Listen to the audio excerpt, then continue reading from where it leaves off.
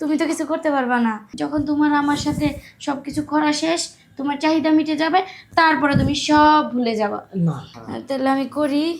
করো। ঠিক আমার দেহ আছে। নাতি না একেবারে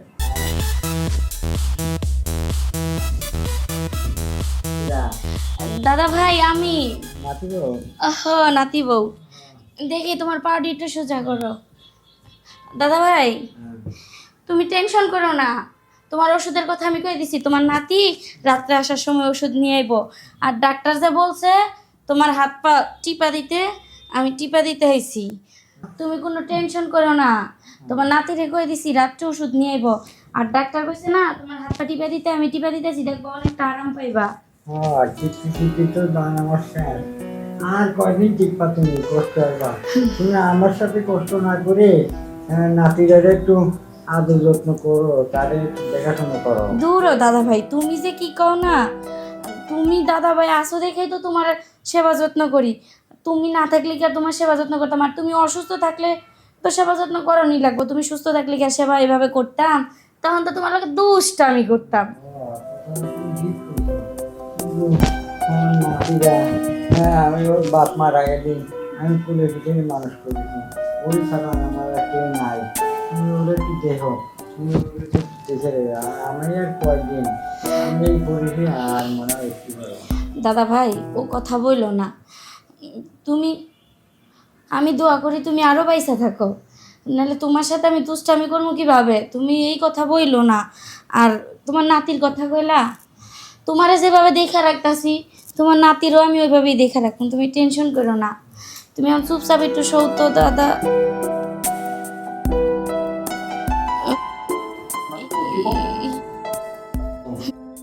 দেহ। না দাদা ভাই, তো তো তো তো তোমার ওইটা তো দাঁড়াই গেছে। ও দাঁড়াই গেছে। দাঁড়াই গেলে কি যাবো, তুমি আমার শরীর এটা তো এমনি দাঁড়াবে, তা তো আর কিছু করতে পারবো না আমি। দাদা ভাই একটা কথা কই, বল তুমি একটা কেন 10টা দাও। তোমার কি কিছু মন চাইতেছে নাকি? এভাবে হুট করে হয়ে গেল। না আমার মন চায় না, আমার মন চাইলে আর পাবো কই, তোমার তো দাদি নাই। দাদা ভাই তোমার এই যে ওটা দেখা না, আমার না কিছু মন চাইতেছে।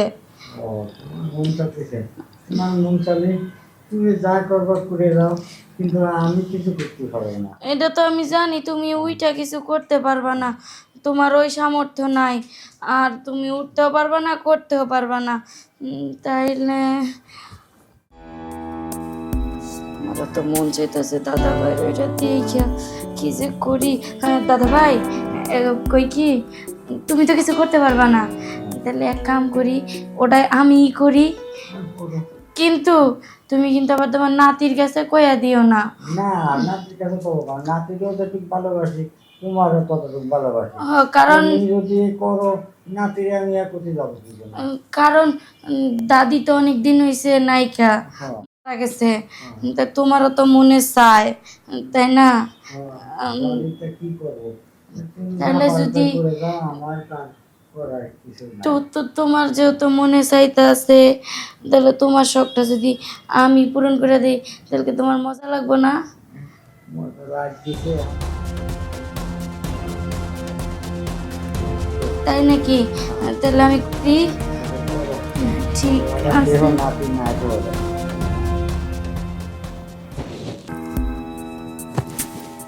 কি ব্যাপার, এই সারাক্ষণ ফোন টিপলে হবে? হ্যাঁ, একটু দাদার দিকে একটু খেয়াল রাখো।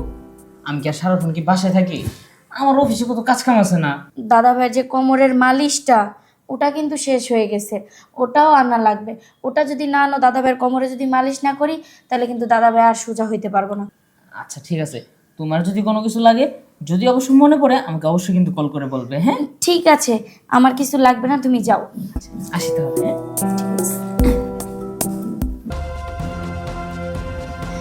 এমন করো না তো, শরীর খুব ব্যথা করতেছে, সারাদিন এত খাটাখাটি করি না, আমার ভালো লাগছে না। দেখো এই যে সারাদিনে তো পরিশ্রম করে আসার পর যদি তুমি যদি এমন করো শোয়ার সময়, তাহলে কি ভালো লাগে? ওলে বাবালে, খালি ভাল লাগে। সকালে জনের শুনতো কত কথাই আমারে বলো, এরপরে রাত্রে বিছানায় এলে যখন একটু রোমান্স করার মনে হয় তখনই ভালো ব্যবহার করো, তাই না? দেখো তুমি কিন্তু আমার মুডটা কিন্তু একেবারে খারাপ করে দিতেছো। হ্যাঁ, তোমাকে আদর্শ দিয়ে বিছানায় নিয়ে আসলাম, আর আসার পরে এখন তুমি কি সেন্সে নিতেছো? হেই, আমি তোমার সাথে সেন্সে দিছি। আচ্ছা, আমি তোমার সাথে মজা না করলে কার সাথে করব? তুমি মজা করতেছিলে, এটা বলবে না আগে। আমি তো ভাবছি সত্যি সত্যি মনে হয় তুমি রাগ করছো। তুমি জানো আমি না হ্যাঁ, কতদিন হয়েছে কোথাও ঘুরতে যাই না, তুমিও আমাকে নিয়ে যাও না। দাদা ভাই অসুস্থ হয়ে গেছে প্রায় 8 মাস, এর মধ্যে তুমি আমাকে আর কোথাও নিয়ে গেলা না। খালি দাদা ভাইয়ের জন্য যেতে পারি না।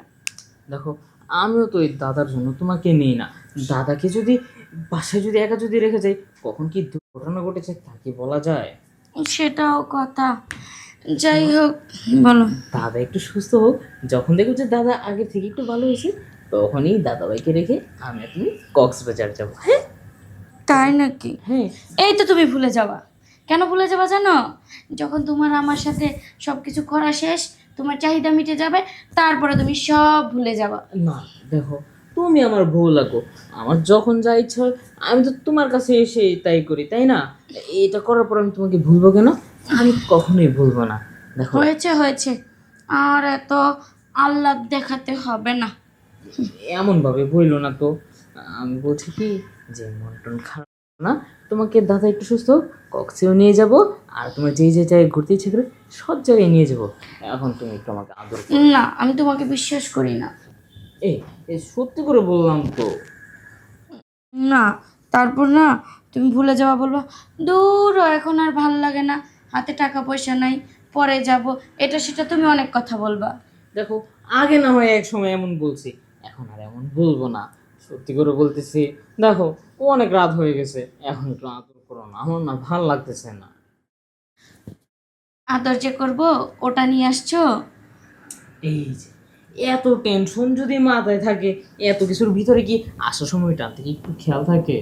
ওটা ছাড়া কিভাবে করব যদি এসে আবার যায়? আর আমি এখন বাচ্চা নিতে চাচ্ছি না, যেহেতু দাদা ভাই অসুস্থ, আর সংসার সব একা আমার দেখার লাগে। তখন যদি আমি তখন কে দেখবে? বুঝতে পারছি। এই কালকে না হয় তোমাকে একটা ওষুধ খাওয়াই দিব। তাহলে কালকেই কইরো। আমি সকালে যাওয়ার আগে তোমার জন্য ওষুধ নিয়ে আসবো। সত্যি? হ্যাঁ, তাহলে ঠিক আছে, চলো। চলো।